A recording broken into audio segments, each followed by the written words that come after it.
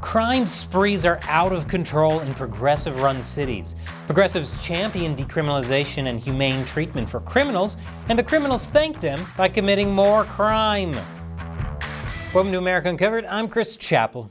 Are progressives screwing over their communities with their progressive agendas? I have an idea. Let's ask the business owners in Philadelphia, where massive looting took place last week. Looters descend onto Center City, Philadelphia last night, hitting several stores in the area, leaving a path of debris and destruction behind. According to police, the looting started at 7:58 p.m. at this Foot Locker, breaking glass and leaving sneakers strewn on the ground. More instances of looting happened in quick succession. First, this Lululemon store left ransacked, picked over merchandise scattered all over the floor. Minutes later, looters were seen barging into this Apple store. Oh my God, all these iPhones! And others broke into this liquor store. The looting was so out of control that all 48 fine wine and good spirits stores in Philadelphia closed the day after the looting. This was after at least 18 were broken into overnight. According to the Washington Times, even some city retailers that weren't looted curtailed their business hours because of concerns about theft and employee safety. Which is saying something considering this is Philadelphia, where they riot even when their sports teams win. This is like hearing that Chuck E. Cheese's closed down because kids were eating too much mediocre pizza. The looting happened shortly after protesters rallied around City Hall, demanding justice after a judge dropped all charges against a former Philadelphia police officer over a failed shooting. Philadelphia police were quick to point out that it was opportunists who stole from Philadelphia stores and that they had nothing to do with the protests. So let me first start by saying there was a protest earlier this evening, and the events that we have seen tonight have nothing to do with the protest. But this isn't just Philadelphia. Thefts are getting worse all over the country. It's gotten so bad that major corporations are closing stores because of rising crime. Corporations like Whole Foods, Starbucks, Walgreens, and McDonald's. Yes, even McDonald's. And they've had decades of experience battling crime. According to the National Retail Federation, retail theft has grown to $94.5 billion in losses in 2021. And things haven't gotten any better.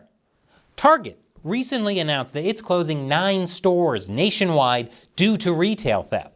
Though to be fair, maybe they wouldn't get hit so hard if their logo wasn't a literal bullseye.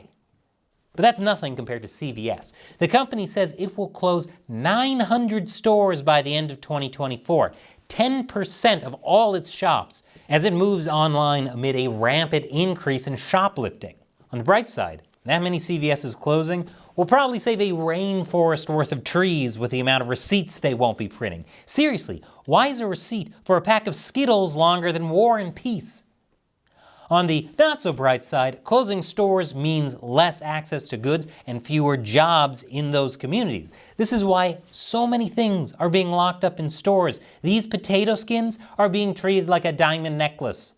Supermarkets are even locking up and installing anti-theft devices on $6 ice cream. Ben & Jerry's next flavor should be chocolate raspberry. And companies are relying on more surveillance tech like facial recognition and palm scanners. So where is all this new crime coming from? Some say it's due to failed progressive policies. I'll tell you more about that after the break. Welcome back. Looters ransacked Philadelphia stores last week. The looting took place after a protest over a police-involved death. Officials insist there's no connection, but others aren't buying it. Journalist Andy Ngo, who is famous for investigating BLM and Antifa and accusing them of foul play, associates the mass looting with BLM and the protests, saying the pre-planned looting followed a BLM-style direct action. Others argue the looting is a symptom of progressive policies gone wrong, especially when one of the men arrested was on bail after being charged last year for killing a man with a punch. It's bad enough an alleged murderer was out on the streets, but he killed a guy with a punch and they didn't even make him register his fists as a deadly weapon. In addition to the Philadelphia looting, stores are closing all over the country due to crime, but there's a pattern. It's mostly in progressive-run cities. For example, the 9 stores Target is closing are in New York, San Francisco, Portland, Oregon, and Seattle. Coincidence? Maybe not. these cities have implemented progressive soft-on-crime policies. A lot of this is thanks to assumptions progressives have. Progressives focus a lot on equity, the equality of outcomes. They believe that they can improve society if they can guarantee equity. This requires getting rid of disparities everywhere, especially in the criminal justice system. Given that people who get in trouble with the law are disproportionately black or Latino, many progressives believe that going hard on crime will disproportionately hurt racial minorities. That's also why progressives are adamant about supporting victims and addressing the root cause of crime to prevent minorities from being incarcerated in the first place. To progressives, the criminals are the victims of a society that has failed them, because no one would commit a crime simply because they're selfish and think they can get away with it. When BLM protests erupted after George Floyd's death in 2020, there was vandalism and looting that led to at least $1 billion in damages nationwide that year. Despite this, many on the left were quick to downplay the damage and point out that the BLM protests themselves were largely peaceful, even though the damage that was done frequently hurt the people protesters were trying to uplift. At the same time, progressives canceled the top editor of the Philadelphia Inquirer after the paper published a Buildings Matter headline criticizing the damage.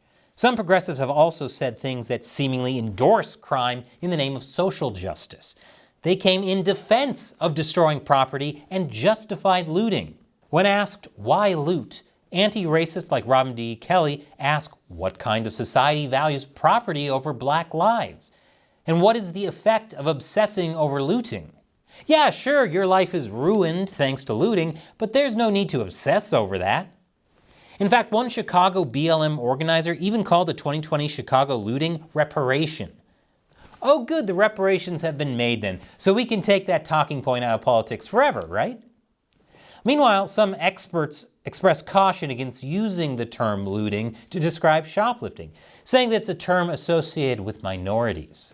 So looting isn't that big of a deal, but don't call it looting or people will think poorly of minorities.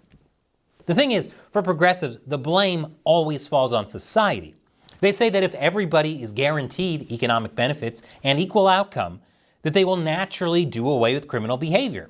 Former San Francisco District Attorney Chesa Boudin argued that investments in the social safety net providing safety for all goes far. Affordable housing, quality education, access to healthcare and addiction services can provide the stability that empirical evidence has shown actually deters criminal activity. It remains to be seen if progressives can actually deliver on all that. Right now, even DiGiorno's delivers more often. As for those who end up getting in trouble, progressives has a tendency to demand more sympathy for criminals with the excuse that they live in dire economic conditions. AOC, for example, tweeted, "It's much easier to frame people who steal baby formula and medicine as monsters to be jailed than acknowledge our politics and economic priorities create conditions where people steal baby formula to survive. As for the people who stole from the liquor stores, that's for survival too." This line of thinking is common throughout the rest of the country as well.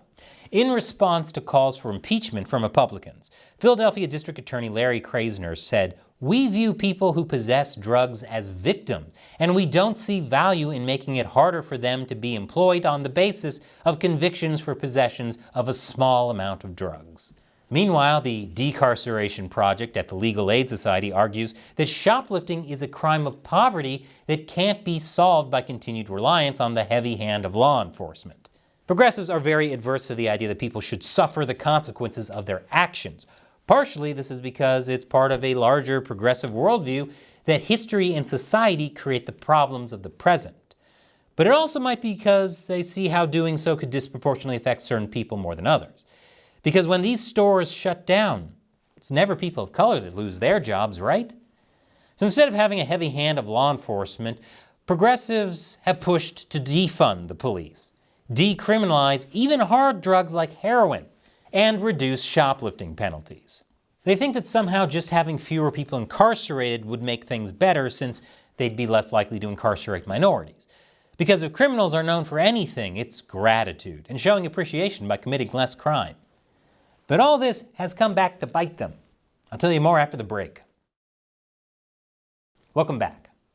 Major retailers are announcing hundreds of new store closures due to mounting crime in cities, which in turn limits access to essential items and job opportunities. This kind of thing has forced politicians to consider abandoning a lot of their own policies. This includes the idea of defunding the police. Drug use got so bad that cities are considering bans on public drug use. Yes, you heard that right. They're considering banning public drug use. We're cool with you smoking fentanyl, but if you do it at a playground, we might possibly, just maybe, consider asking you to stop if you don't mind. And while progressives are busy trying to be humane by arguing that the criminals are the victims, everyone else in society gets to suffer for it, which doesn't seem very humane. I need help. I need help getting everything fixed. I need help getting my products back. I need help with all of it. Just want them to stop. Stop, just stop. We are innocent of all of this.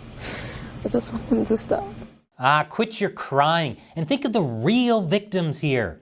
The people who stole those wigs. They obviously need them for their babies. Many small business owners are very frustrated with how so-called soft-on-crime policies have led to an increase in crime and repeat offenders with very little accountability. This ends up hurting minorities, like the woman in that last video. Even San Francisco Mayor London Breed recognizes that there needs to be accountability to deal with homelessness, drugs, and crime, which is why she's proposing drug testing and mandatory treatment for welfare recipients. She said, "No more handouts without accountability. People are not accepting help. Now it's time to make sure that we are cutting off resources that continue to allow this behavior." Yes, the mayor of San Francisco, progressive Mecca and Jerusalem rolled up into one town, is talking about drug testing welfare recipients, which is a conservative talking point. This is like hearing Clint Eastwood say, "We need to ban guns," in Western movies.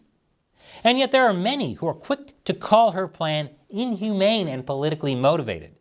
But is it really humane to enable drug use, shoplifting, and looting? What happened to expecting and encouraging people to have self-control? This would be like telling a diabetic instead of cutting sugar out of their diet, they should instead eat an entire pint of Ben & Jerry's chocolate raspberry. The thing progressives are missing out on is how disparities aren't just determined by race and economic background. There are a whole bunch of factors. And just making resources available for things like education and healthcare isn't going to keep everyone in line. Something interesting worth noting is how a majority of people looting are young. Who's raising these young people? How do they end up this way? As I've covered earlier, young people are facing an epidemic of loneliness and isolation. Things like family and community need to play a bigger role in not only giving more fulfilling lives, but also setting kids straight to learn self-control. If people learned how to have more self-control through their families and communities and learned how to value and respect others, then we wouldn't need all this extra security in the first place. Of course, there will still be people who act out regardless of upbringing, which is why it needs to be clear that actions have consequences. Lowering standards and consequences for people just because you're afraid of having more incarceration isn't compassion. It's setting a bad precedent that helps perpetuate crime, hurting more people in the long term. That's not to say that treatment is a bad thing, but that shouldn't blind us from the fact that there needs to be a greater sense of accountability. And no, just blaming external circumstances like economic circumstances and COVID isn't the right way to go about this. And YouTube frequently loots our monetization. So please support America Uncovered with a voluntary contribution on patreon.com/America Uncovered. Click that orange button. And if you want to learn more in depth about how Seattle failed thanks to woke policies, then click on this video. Once again, I'm Chris Chappell. Thanks for watching America Uncovered.